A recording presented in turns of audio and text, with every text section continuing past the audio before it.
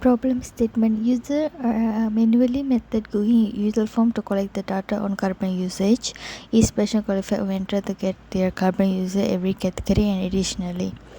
So we access the system user interface design familiar technology user included themselves and then backgrounds level of the technology expertise. These are the problems and the proposed solution is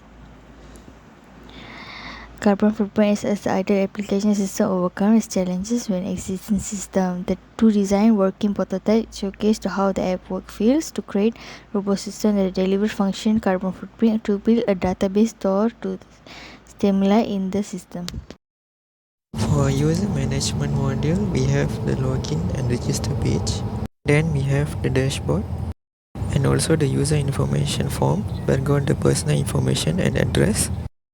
And here we got the edit profile feature.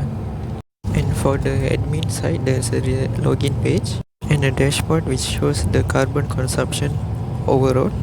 Also a page to show the carbon reduction in a certain area and a page that generates the overall report as well as a edit profile for the admin page. The choose a carbon footprint. We have the 3 types carbon footprint and we can see even ongoing upcoming events. And then the current user base information, we can see user can upload their current information with duration for the 6 months. And then user can also upload their slip in their this. After the status is completed. After the completed, you can submit the form. After submit the form, you can review and submit the contest form. After all you completed, you can enter the form. It will ask the email verification. After verified, if you successfully send the email.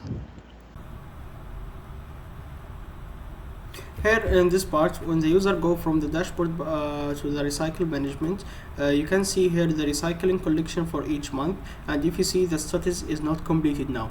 If the user press plus button and added the bells here, it will show as this, and the status will be changed to completed. After that, if the user choose done, and then all the form will be submitted successfully. That's all for the recycle management part.